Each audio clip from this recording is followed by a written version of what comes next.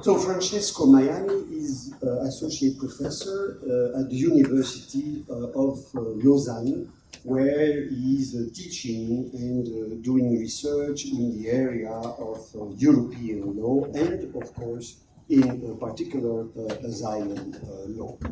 For those of you who are reading about Dublin, you certainly know the name of Francesco. He is called in some circles a Dublinist, meaning a person who knows everything absolutely about Dublin. He will tell you that in Dublin 4 they tried on this idea, but it was rejected under Dublin 2.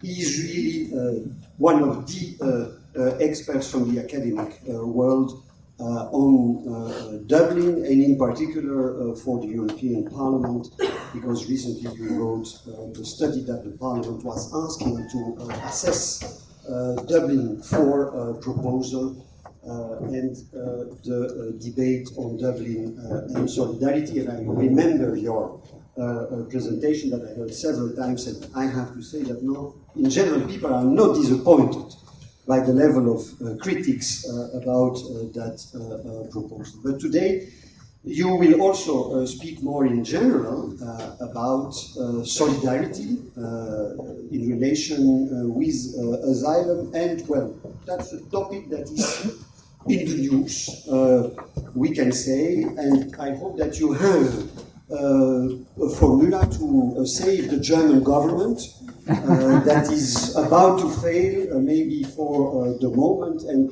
really you should speed up your speech, because the stock exchange in different capitals of Europe are falling down, and they are expecting an answer to this crisis that I'm sure you will certainly explain to all of us. You have written extensively about this subject.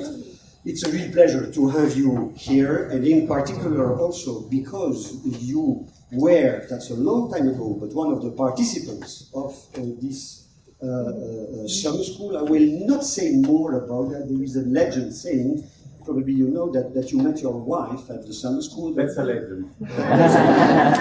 So we should be together for 5 years. Okay, so we should not anymore discuss that, even if it's a nice legend, because it shows what we can accomplish in the Odysseus network. So Francesco, thanks again for having accepted the challenge to speak about this subject. We are listening to you for about 30-40 minutes, and then we will have a panel with 3 distinguished speakers that I will present a little bit later. Thank you. Thank you very much, Philippe. I'm incredibly honored to be the one to deliver the opening lecture of the summer school this year. As Philippe explained, I do have a particular bond with this summer school. I've been teaching it since quite a few years. I think it's the 9th edition that I take part in as a teacher. It's the first time that I delivered the opening lecture, and I remember that when I was in your position, it was Kees Groenendijk who was giving the opening lecture, and he is one of the persons I look up to as a migration scholar. So I'm extremely honored to be the one to follow in the footsteps of Kees and of countless others, great experts who delivered the opening lecture. The original title of my lecture should have been Dublin System and Solidarity, Unblocking the Poison Debate, right? That was a quote from our good friend, the French president, Macron. He probably would take it ill if he heard me say the good friend. If you have followed YouTube and Twitter, you know what I'm talking about, but let's not enter into that.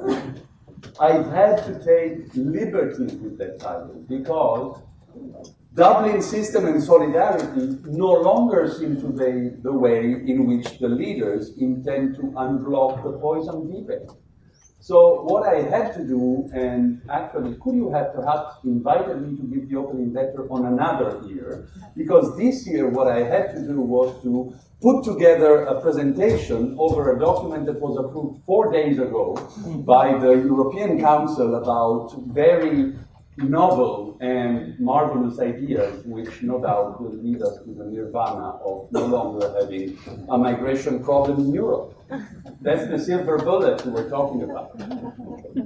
So this is what I plan to do with my time today with you. I will try as best as I can to present the state of the art of the discussion. There would be others who would be more qualified than I am to do this, but I'm the one that is allotted to you. Sorry for you. So I will present the state of the art of the current debate. I hesitate to call it a reform process anymore. We'll see where that leads, but for the time being, it's regressed to being a debate where we have ideas that are being discussed and perhaps less so precise proposals. I will point out the legal and political questions that I think are the most important, which are bound together with the various scenarios that appear before us. And I will, of course, try to offer my own thoughts on the direction that the common European asylum system might be taking in the coming years. And this is what I intend to do. The plan is that I will, first of all, talk for a moment about the reform process that was initiated in 2016. The Commission kick-started it according to the good old méthode communautaire, with the communication, with the package of proposals. These have been on the table for a bit longer than 2 years now, and this is the first point of my presentation. Where are we? Where were we until last week? Then I will discuss some of the scenarios that have been opened up by the European Council conclusions adopted on the 28th of June, that is last week. And I will also discuss one scenario that is not explicitly mentioned in the conclusions, but we could call it the Ventimiglia scenario, or we could call it the Seehofer, if we are more into German politics scenario. And it's the scenario of, unilateral policies of border control taking over from the current concept of a Schengen common travel area with common policies. And then I will turn to my few concluding remarks. They will be few, and I will more raise issues than give answers, sorry, because we have three more extremely qualified panelists who come after me, and I am as interested as you are to hear their point of view and their take on the difficult questions that are raised by the reform plans at the current moment. So this is what I intend to do in the time that I still have, which seems to amount to about half an hour, 35 minutes if we take the maximum. You do not hesitate to shout to interrupt me if I'm going too long. So the reform process that initiated in 2016 was a reform process that started from the current shape of the common European asylum system. How many of you are familiar already with the common European asylum system? Would be able to say, just list what acts it consists of. Yeah? Not all of you. Okay, so the idea is that we have a common European asylum system that is meant to harmonize the treatment of persons who want to ask for asylum in Europe throughout the member state, that is meant to distribute responsibilities for those asylum seekers across the various member states, and that is meant to support the member states from the point of view of finances and operational capacities.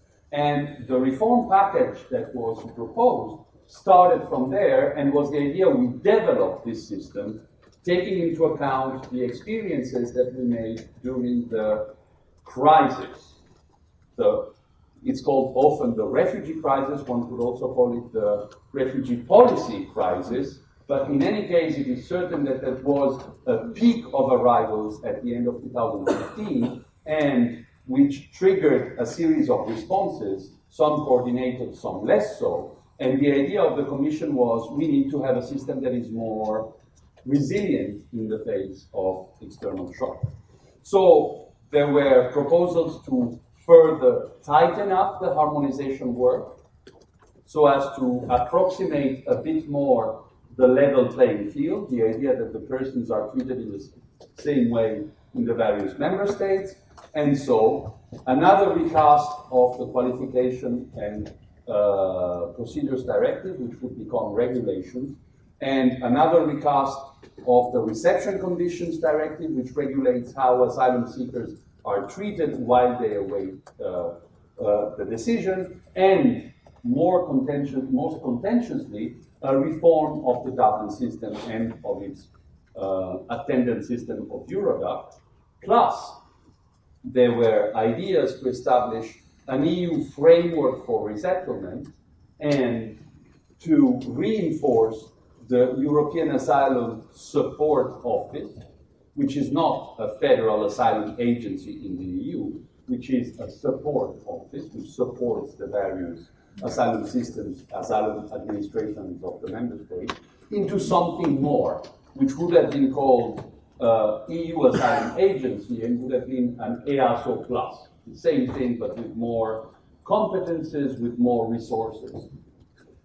And the core ideas in the package were, first of all, to discourage secondary movements between the member states through more harmonization and, quite importantly, through dissuasion, by establishing, let's call them broadly, penalties for those who would move in an unauthorized manner between member states.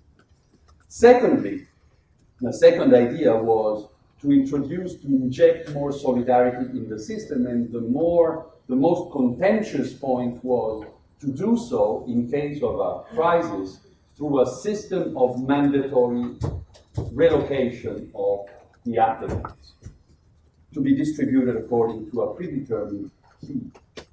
And then there was also, running through all the proposals, the idea to embed in EU legislation the new paradigm established with the EU-Turkey statement. And if we go more technical, to facilitate the use of safe third country concepts, to make it easier for first arrival member states to register the applicants and to send them back to partner countries right around the European Union. Turkey, and in the future probably, although the conditions now are not sufficiently stable for that, Northern African countries and so forth. Okay. So these were the pilot ideas of the whole package, and at the time when we arrived at that fateful European Council at the end of June 2018, consensus had been reached, or almost reached, between the two arms of the legislature on 5 out of 7 proposals. So there was, for instance, consensus to have this EU agency which would help states confronted to a massive influx, which would receive further competencies, for instance, the possibility to issue guidance notes to be taken into account by the member states so as to make for more uniform practice. Or also the proposal to establish a largely voluntary EU resettlement framework. The sticking points, the two proposals that were on which there was no agreement yet, actually on which negotiations between the EU Parliament and the Council had not even started, were the recast Dublin regulation and the procedures regulation. Around the Dublin regulation, there was an interesting split of position. You had the European Parliament that largely accepted the ideas of more solidarity and stopping secondary movements, but proposed to do this in a very different manner, through cooperation, to incentives for for asylum seekers to play the game, and through a permanent, not an exceptional, system of mandatory relocation of the asylum seekers. Whereas in the Council, and following more from the Commission proposal, the idea was more to have a new regulation that would be more punitive, repressive in its approach to secondary movements, and that would incorporate an emergency mechanism to be triggered. But even in this watered down version, the emergency mechanism was not acceptable, as you know if you follow the news on these items, was not acceptable to all member states. There were some member states that were doggedly against any idea of mandatory relocation, and that is the Visegrad group and the Baltic states. Little footnote, if you take a quick peek at the statistics on the distribution of asylum applications in Europe, you will understand why. In the number of applications in those states per 1,000 inhabitants is absolutely at the low end of the scale, and so they want no part, essentially, in the problems that the other member states are currently having with managing the inflow of asylum seekers. Be that as it may, the Council was split, and that was the whole political point, the political deadlock that was to be solved by the European Council in late June. And if you read the conclusion of the European Council, at the end you will find something that surprised me in a way, because the expectation, or at least my expectation, was for the European Council to say, let's close those files that are close to finalization, the famous 5, and let's continue negotiating on the other 2. And if you look at the conclusions, it doesn't say that. It's saying, we encourage the member states in Council to go towards the speedy solution of all the problems. Good luck with that. And please report back in October.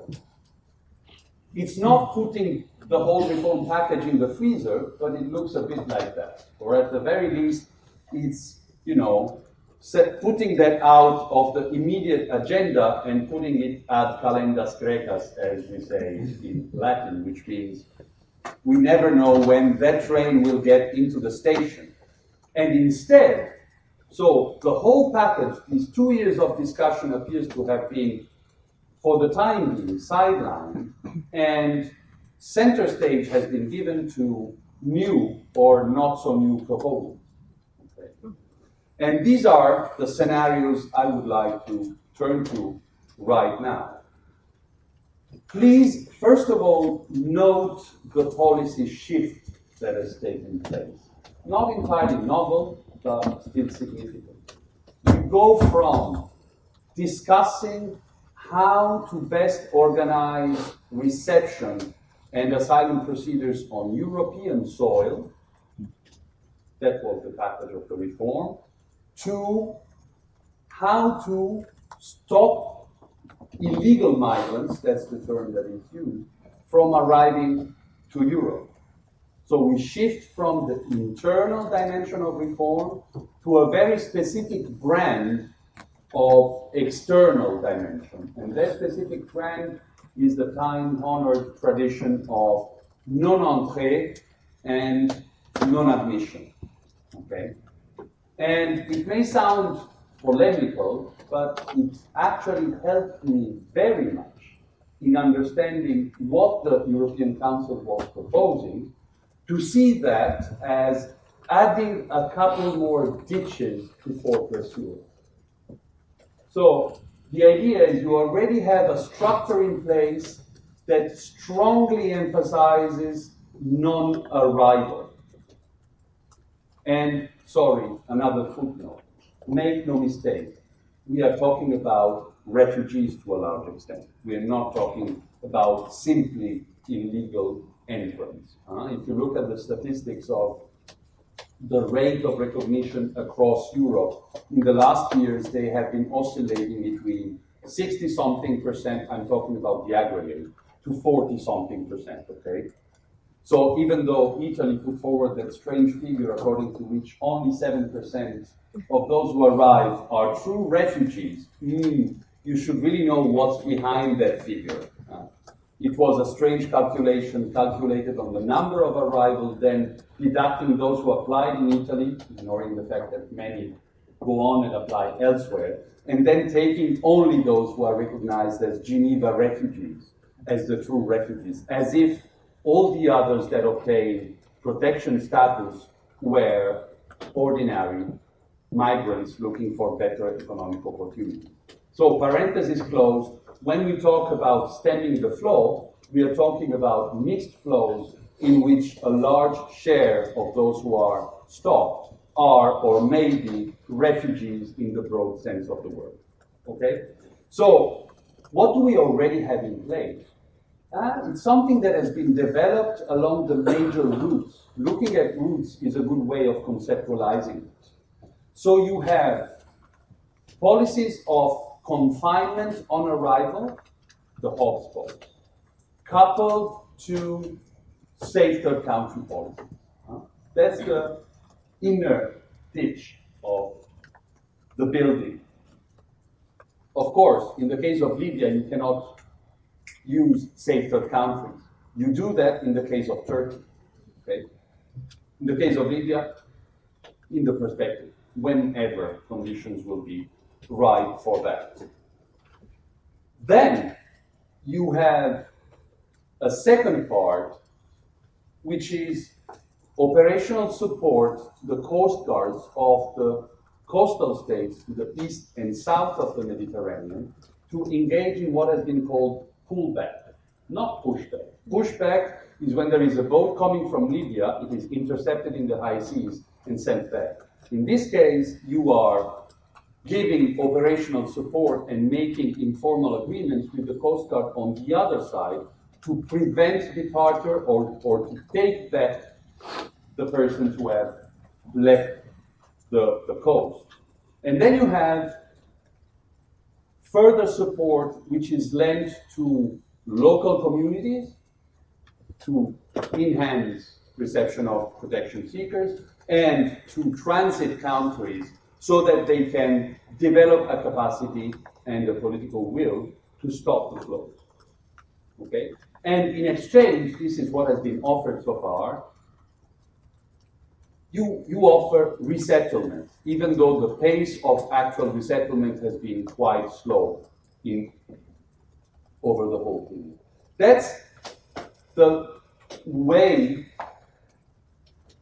the non-entree policies have been shaped during and after the crisis. And if you read the European Council conclusion, you will find that the idea is, first of all, to strengthen all of these elements. So more money to be poured in Africa, more a stronger emphasis on fully implementing the EU-Turkey statement, etc., etc., etc. So you have the consolidation of all this. But you add a few further elements. So it is just a small phrase, but the phrase on the activities of NGOs in the central Mediterranean route is designed to avoid having, it's a signal that the activities of ONGs, NGOs that save persons in the middle of the Mediterranean, then head north to Europe, of course, it sort of disturbs the whole pullback scheme. And so you have pointed reference to the fact that they don't have to interfere with the activities of the Libyan Coast Guard. And then you have more important, more sizable concepts. And there are two of those which are of particular interest. The first one is the new, not so new, but new non-entree concept, which is regional disembarkation platform. So the idea is that those who are saved and rescued in the Mediterranean, instead of being brought, as it has been the case to this point, to a member state, typically Italy that would be, or Greece if you're talking about the Aegean, and the person had not been intercepted by NATO in the high seas, in which case he could go back to Turkey straight away. But anyway, for those who are saved, the idea is that they would be taken to a third country, no detail is given about this, where there would be a regional disembarkation platform which would proceed then to the identification of those who need protection and of the others. The idea is to enter into some kind of extraterritorial processing. Interestingly, the European Council, the formula used by the European Council is not one of endorsement for the concept. It was in previous drafts, but it becomes an invitation to the Council and the Commission to swiftly explore such concept, which should then have to be implemented in full cooperation with IOM, UNHCR, and relevant third countries. Why is that interesting? Because this is not the first time that this kind of solution is discussed at the EU level. We had a similar debate back in 2003 and another one in the mid-90s. And interestingly, the intergovernmental consultations, not an informal transgovernmental, not even agency, it's a forum basically, and not one that is necessarily noted for pro-migrant stance. It's really a transgovernmental body, had concluded that the whole concept was unworkable.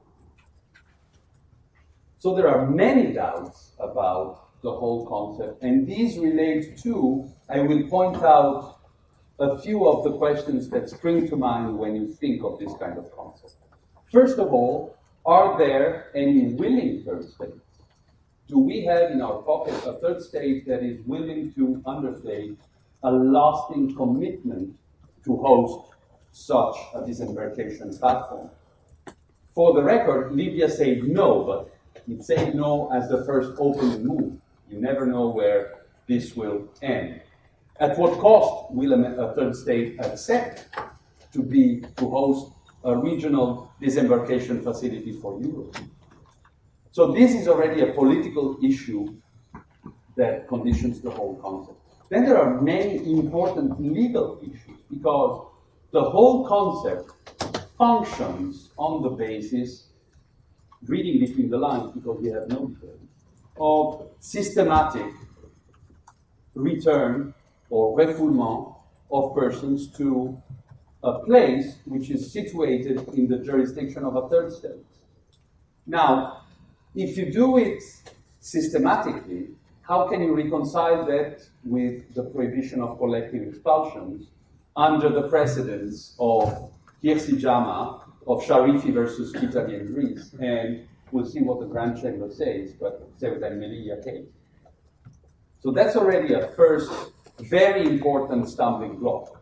The second point is that, of course, if you have doubts about the conditions in the country in question, you may also have a problem under Article 3 and 3 plus 13 of the European Convention on Human Rights, meaning the guarantee of an effective remedy. That's not an easy hurdle to navigate in this kind of solution. Then there are questions of design. Who would be doing all the procedures that are discussed about in the context of disembarkation? Which means, who will do the distinguishing between economic migrants and persons who are in need of protection? Will it be the member states jointly? Will it be an EU agency? Or will it be UNHCR under the mandate of the member states? If it's the member state and the EU,